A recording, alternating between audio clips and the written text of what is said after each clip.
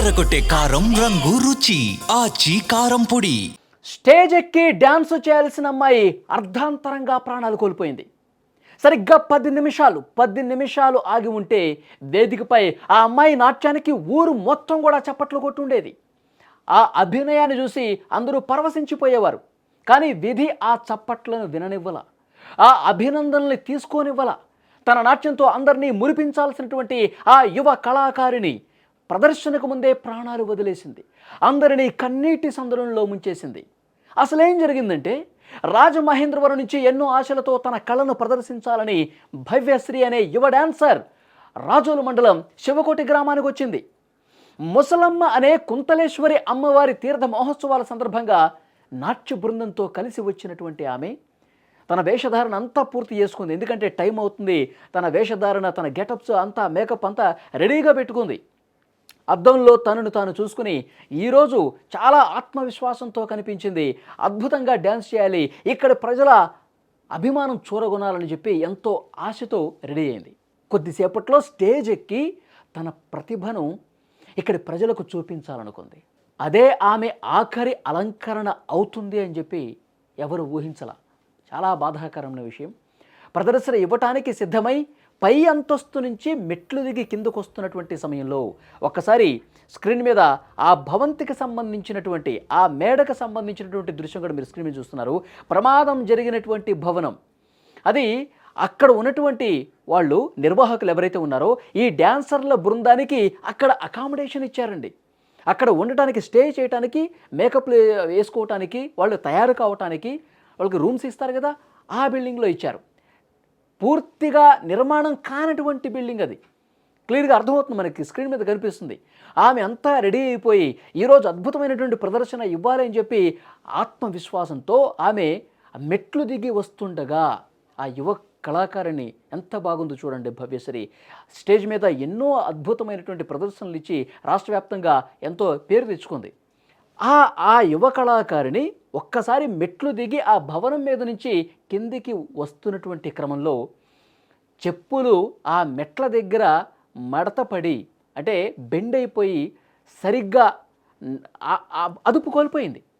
పూర్తిగా అదుపు తప్పి ఆమె జారిపోయి మెట్ల నుంచి నేరుగా కిందకు పడిందండి. ఎందుకంటే అక్కడ సేఫ్టీ వాల్ లేదు, కేవలం మెట్లు మాత్రమే ఉన్నాయి. ఆ మెట్లకి ఇటు పక్కన ఒక చిన్న గోడ లాంటిది ఉండాలి, రైలింగ్ అన్నా ఉండాలి, కానీ అవేమీ లేవు. కనీసం అద్దమైనా ఉండాలి అడ్డం, కానీ అవి లేకపోవటం వల్ల, సేఫ్టీ లేకపోవటం వల్ల ఒక్కసారిగా కాలు అట్లా మడతపడి బెణికి చెప్పు ఆమె అదుపు కోల్పోయి, నియంత్రణను కోల్పోయి ఒక్కసారిగా కిందకి 3 అంతస్తుల బిల్డింగ్ నుంచి, ఆ మెట్ల మీద నుంచి కిందకి జారిపడింది. తలకి బలమైనటువంటి గాయమైంది. ఆమెను కాపాడుకోవాలని తోటి కళాకారులు, ఆలయ కమిటీ సభ్యులు రాజోలు ప్రభుత్వ ఆసుపత్రికి పరుగున ఆమెను తీసుకెళ్లారు. కానీ లాభం లేకపోయింది. ఆసుపత్రికి చేరేలోపే ఆ చిన్నారి ప్రాణం గాల్లో కలిసిపోయినటువంటి పరిస్థితి ఉంది.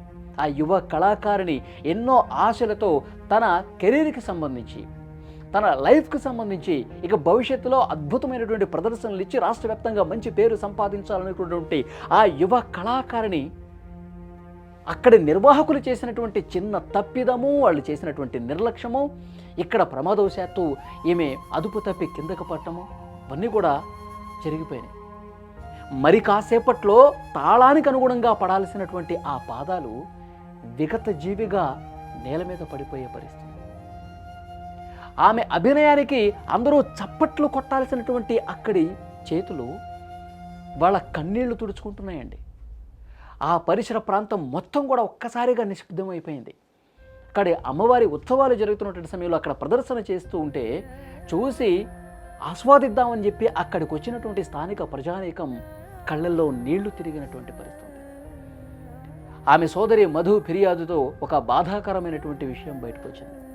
ఆ మెట్లకి రక్షణ గోడలు లేకపోవటమే ఇంతటి అనర్థానికి కారణమని చెప్పి గుండెలు బాదుకుంటూ వాళ్ళందరూ రోధిస్తూ ఉన్నారు. ఎంత యాక్టివ్గా ఉండేది, ఎంత బాగా డ్యాన్సులు చేసేది, ఇంకా 2-3 సంవత్సరాల్లోనే చాలా అద్భుతమైనటువంటి డ్యాన్సర్గా పేరు తెచ్చుకుంటుంది మా చెల్లెలు అని చెప్పి ఆ కుటుంబ సభ్యులు, అక్కడ ఉన్నటువంటి ఆమె కుటుంబ సభ్యులు ఏడుస్తుంటే నిజంగా కళ్ళల్లో నీళ్లు తిరిగినటువంటి పరిస్థితి.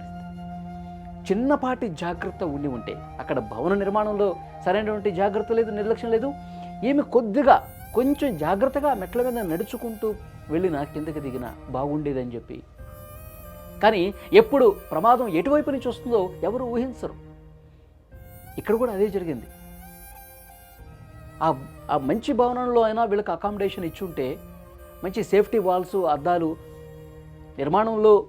నిర్మాణం పూర్తయిపోయినటువంటి బిల్డింగ్ అన్న వాళ్ళకి రూమ్స్ ఏమైనా ఇచ్చుంటే బాగుండేది. ఇంత అనర్థం జరగకపోయి ఉండేది, ఇంత ఘోరం జరగకపోయి ఉండేది, ఇలాంటి ప్రమాదం జరగకపోయి ఉండేది. ఈరోజు అద్భుతంగా తన ప్రదర్శన ఇచ్చి అక్కడ వాళ్ళందరి చేత శభాష్ అనిపించుకొని ఉండేది కదా యువ డాన్సర్ అని చెప్పి అందరూ కూడా చాలా బాధపడుతున్నారు. ఆ నిండు ప్రాణం ఇలా బలి అవటం అనేది అక్కడ ఉన్నటువంటి కళాకారులు కావచ్చు, అక్కడ స్థానిక ప్రజలు కావచ్చు, వాళ్ళని పిలిపించుకున్నటువంటి నిర్వాహకులు కావచ్చు, ఎవరు కూడా జీర్ణించుకోలేనటువంటి పరిస్థితి. చాలా బాధపడుతూ ఉన్నారు. భవ్యశ్రీ రూపంలో ఒక వర్ధమాన కళాకారుణ్ణి ఈ లోకం కోల్పోయింది. అమ్మా నాన్నలకు కడుపు కోత మిగిలింది. మనం ఉండే చోట కూడా అడుగడుగున అప్రమత్తత అవసరమని ఈ ఘటన రుజువు చేస్తోంది. ఆ యువ కళాకారుని ఆత్మకు శాంతి కలగాలి. ఆ తల్లిదండ్రులకు ఈ బాధను భరించే ధైర్యాన్ని ఆ భగవంతుడు ప్రసాదించాలని చెప్పి మనం కోరుకుందాం. కానీ చూడండి, ఆ యువ కళాకారుని ఎంత బాగుందో చూడండి, ఎంత మంచి భవిష్యత్తు ఉంటుంది ఆమెకి. కానీ ప్రతి ఊరూరు తిరిగి ప్రదర్శనలు ఇచ్చి ఇదే వాళ్ళకి జీవనాధారం.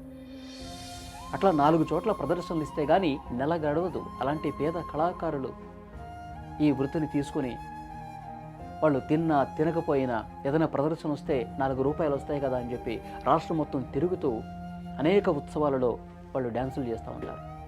కానీ ఈరోజు జరిగినటువంటి ఒక చిన్న తప్పిదం, నిర్లక్ష్యం ప్రాణం పోయే పరిస్థితి.